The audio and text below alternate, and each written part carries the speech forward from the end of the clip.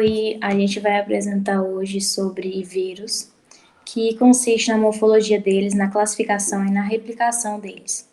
Quem está apresentando aqui é a Rayana e Mariana.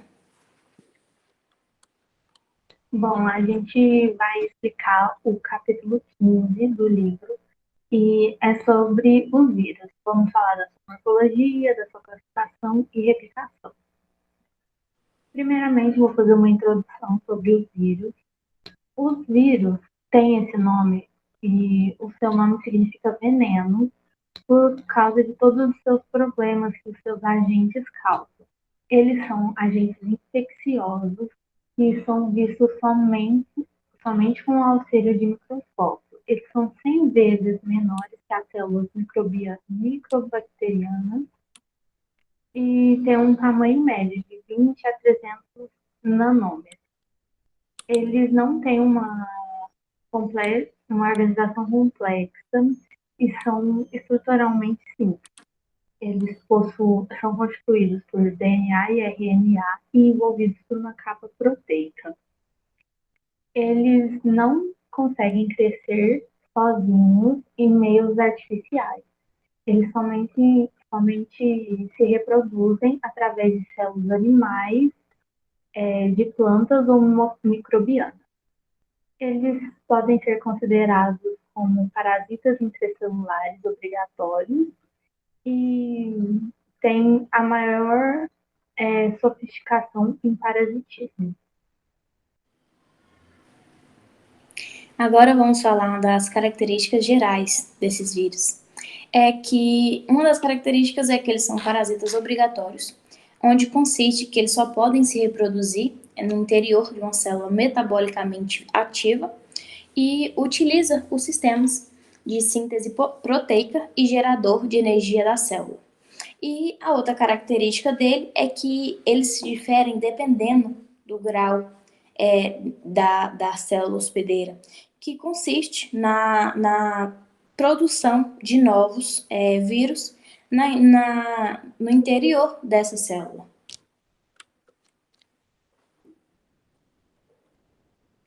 Agora falando um pouco sobre a sua morfologia e sobre a sua reprodução. Os vírus são constituídos por um cerne de ácido nucleico envolvido por uma capa proteica, que é chamada de capsídeo. E as proteínas se agrupam para dar a esse capsídeo uma característica simétrica, podendo ser icosaédrica ou helicoidal, dependendo de quantos capsídeos se agruparam. Já a sua reprodução se dá através da replicação.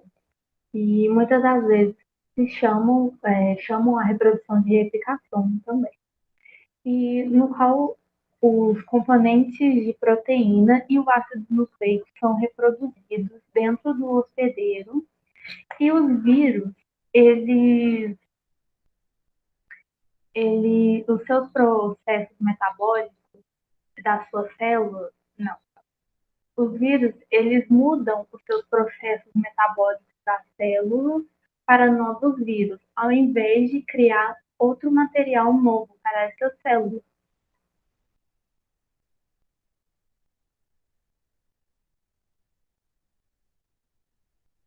Você está mutado. Agora vamos falar de um grupo específico dos vírus, que é os bacteriófagos, que consiste em aquele vírus que infecta bactérias, onde já o significado do nome já dá como comedor de bactérias, e eles foram descobertos em mais ou menos 1915 e 1917 por Frederick e por Felicie.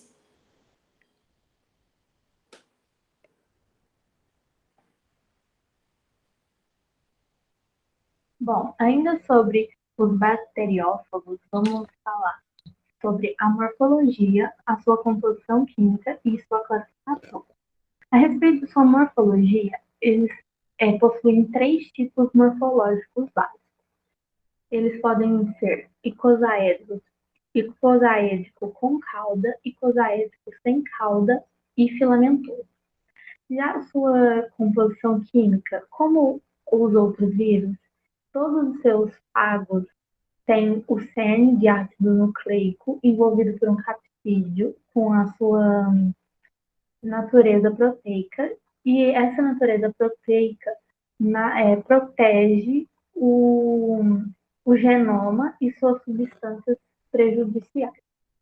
Já suas classificações, os seus nomes são símbolos codificados, e os nomes científicos são dados apenas para as famílias de fagos agrupados, de acordo com a sua morfologia e composição química.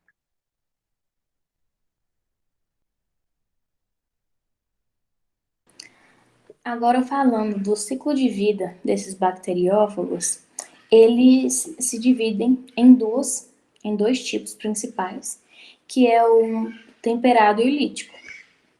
O temperado, eles não destroem as suas células hospedeiras. Em vez disso, a sua infecção, o ácido nucleico viral, ele é integrado ao genoma da célula hospedeira e replica-se na célula bacteriana, de uma geração a outra, sem que haja lise celular. E essa lise celular, ela consiste no processo de destruição da célula causada pela ruptura da membrana plasmática. E este processo aí de geração, ele é denominado como lisogênia, que é basicamente realizado só pelos fagos que possuem DNA de fita dupla. O ciclo de vida dos líticos já é o contrário dos temperados, que os líticos eles destroem as suas células hospedeiras bacterianas, onde no processo infeccioso a relação do vírus e a célula hospedeira rompe, liberando uma nova progênie dos fagos para infectar células, no caso, para infectar outras células.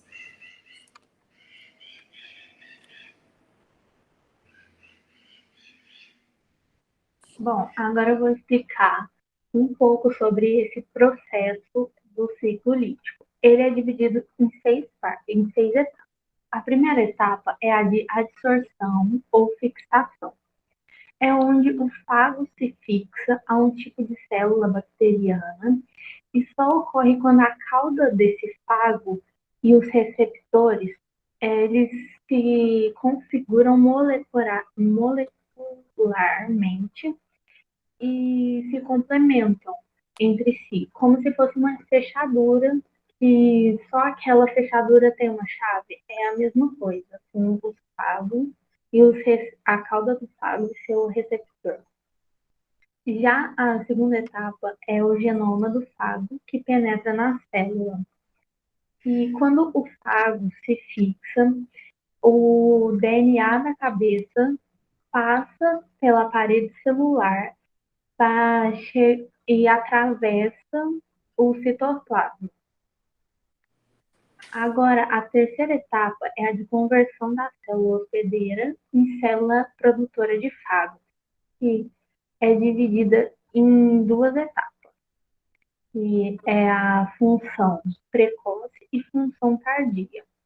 A função precoce é a invasão da célula hospedeira e a síntese do RNA mensageiro. Já a função tardia tem a síntese e a montagem do núcleo capsídeo. A quarta etapa é a liberação dos fagos, que há uma linha de marcação entre as funções precoces e tardias na replicação do vírus. A quinta etapa é a da montagem das partículas do fago, que são divididas em duas etapas também. E a primeira etapa é a de proteção estruturais e enzimas que catalisam as reações. É a segunda etapa. E a última etapa do ciclo lítico é a de produção de ácido nucleico do fago e proteínas, que se forma uma enzima chamada endolisina, e essa enzima libera os fagos maduros. O ciclo temperado é o mesmo que o ciclo lisogênico. O processo dele consiste em 4 etapas. A sua primeira etapa é a entrada do genoma no fago na célula, que consiste na molécula de DNA de um fago, que passa para dentro da célula hospedeira pelo mesmo processo descrito para a bactéria lítica e torna-se um círculo fechado. Já a segunda etapa dela, que é a síntese da proteína precoce, é onde essa síntese de RNA pela célula hospedeira por um breve período é necessária que, a fim de sintetizar a proteína repressora codificada pelo DNA do fago. Na terceira é a integração do DNA viral, que consiste que esse DNA do fago ele é inserido ao DNA do cromossomo bacteriano pela ação de uma enzima na inserção de DNA codificada pelo fago. Inteirado dessa maneira, o genoma viral ele agora é denominado profago. Já na quarta etapa é o fenômeno da lisogênia, que é basicamente onde a célula bacteriana hospedeira permanece viva e continua a crescer e se multiplicar, apesar de haver um profago integrado em seu gene. Os genes do fago, eles replicam-se como parte do cromossomo bacteriano.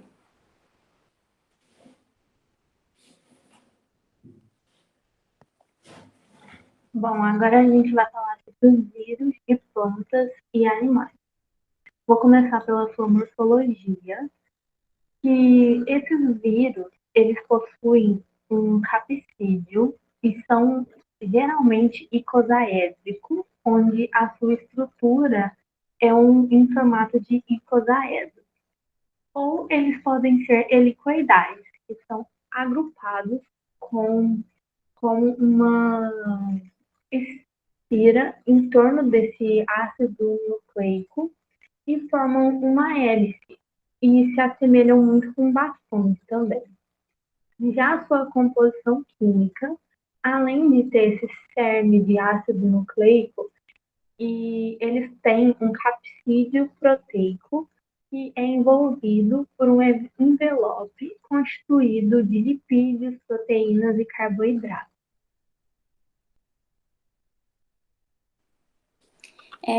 Falando agora da classificação desses vírus de animais e plantas, um dos primeiros métodos da classificação é que os vírus normalmente infectam, por exemplo, tipos hospedeiros, como tipo um vírus da cólera suína, vírus da praga das aves, entre outros.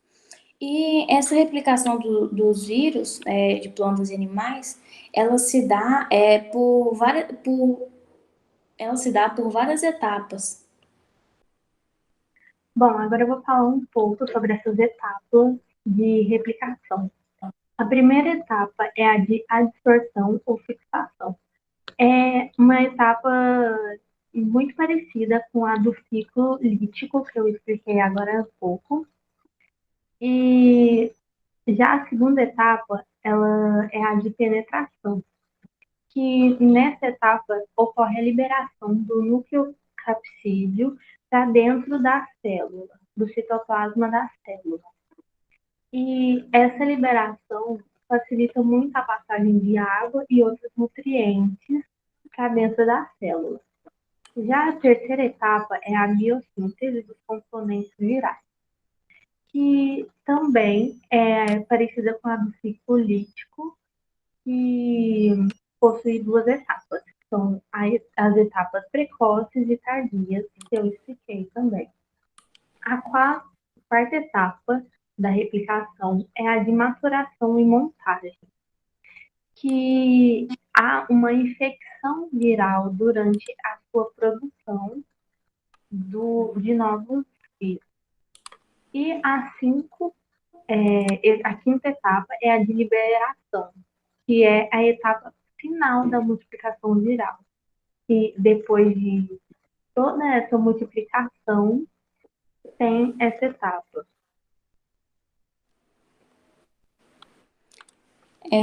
Agora vamos falar sobre o artigo escolhido, que foi o artigo Como o Brasil pode deter a Covid-19. A gente pode começar falando que esse Covid-19 ele era denominado pelo SARS-CoV-2, onde foi identificada a primeira vez na China, e a OMS, que é a Organização Mundial de Saúde, ela decretou primeiramente uma epidemia, só que logo depois ela lançou que era uma emergência de saúde pública e foi decretado que era uma pandemia, onde no Brasil o Ministério da Saúde atuou imediatamente a partir da detectação dos rumores sobre a doença e acionou também os outros vários, as outras áreas de emergência do Ministério da Saúde, onde também consistia junto com a vigilância da saúde, e isso tudo aconteceu devido à situação da doença. A OMS também, ela adotou alguns tipos de informações para comunicação, no caso, a comunicação para a população e também para as imprensas, no caso, que eram entrevistas, e esses números de casos que iam sendo confirmados e os óbitos também, eles passaram a ser disponibilizados diariamente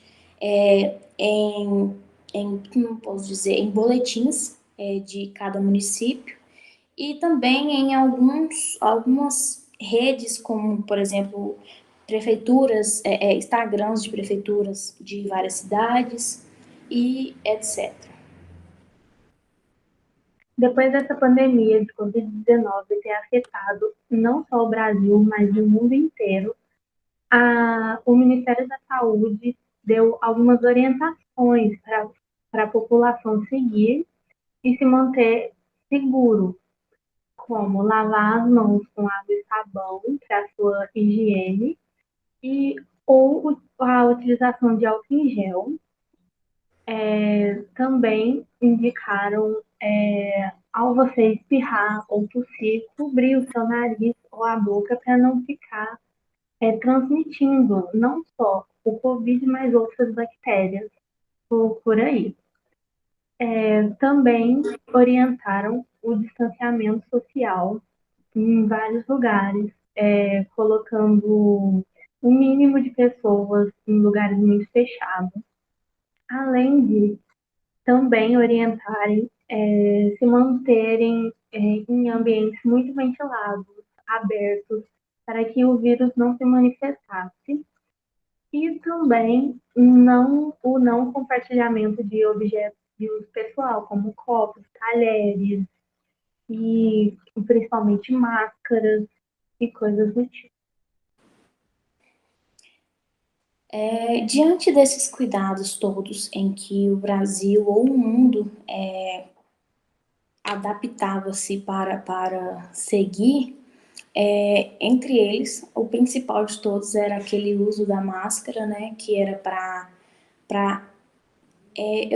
como é que eu posso dizer, acho que era para impedir aquele contato respiratório que você tivesse em alguns ambientes, ou também que recebesse algumas outras bactérias daquele, daquele ambiente.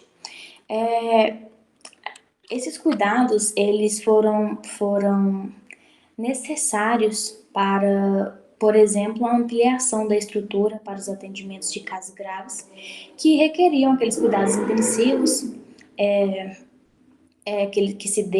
que dava por meio de mais equipamentos, mais insumos para todos esses cuidados. E onde também precisava de construções de unidades hospitalares, de capacitação nessas unidades, da contratação de leitos em hospitais privados ou do setor suplementar, bem como também o apoio de hospitais de campanha. A AMS, o Ministério da Saúde, ampliou o número de testes para diagnosticar a Covid-19, incluindo dois testes, no caso o PCR, que detectava o vírus na amostra, e o teste rápido de sorologia, que identificava a presença de anticorpos contra o coronavírus.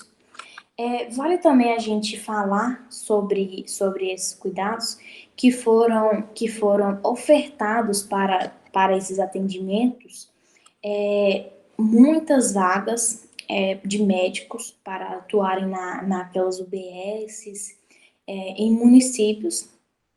E essas ações elas eram direcionadas aos recursos humanos da ampliação de cobertura do Sistema Único de Saúde, que era o SUS. E também destaca-se uma ação estratégica que era o Brasil Conta Comigo, onde isso era basicamente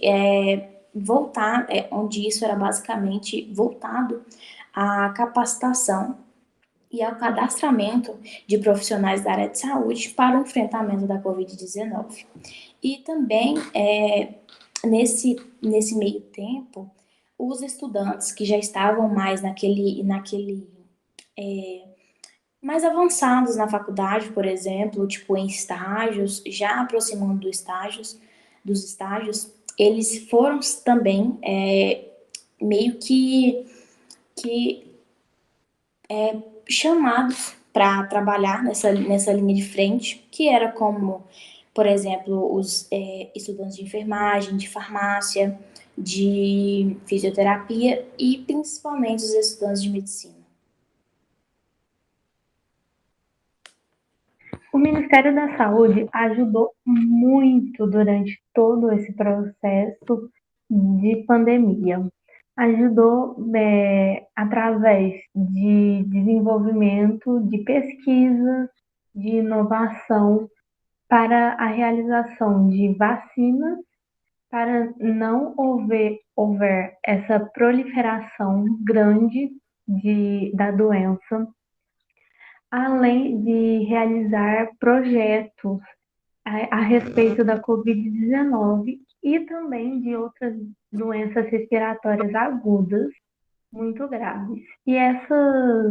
Esses projetos são realizados pelo Ministério da Saúde com uma parceria com o Conselho Nacional de Desenvolvimento Científico e Tecnológico, por meio de uma chamada pública. Falando nesse quesito de pesquisas, dentro dessa questão do Covid, as pesquisas são consideradas prioritárias e estão sendo apoiadas de forma mais ágil, com colaborações, com participação de programas, onde um desses programas é o Programa de Desenvolvimento Institucional do Sistema Único de Saúde, que no caso junto, no caso, como que eu posso dizer a palavra? Em conjunto, na verdade, com o SUS, e é por meio de uma iniciativa denominada de Coalizão Covid Brasil. E seguindo nessa perspectiva, a Fundação do Oswaldo Cruz, que é a Fiocruz, participa da pesquisa global, denominada Solidarity, lançada pela OMS para testar terapias promissoras contra a Covid-19.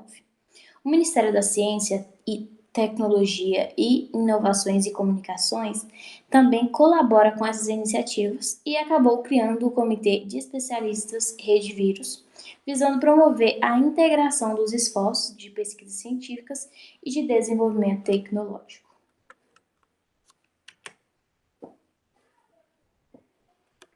Bom, os desafios que enfrentamos durante a pandemia de Covid foram inúmeros.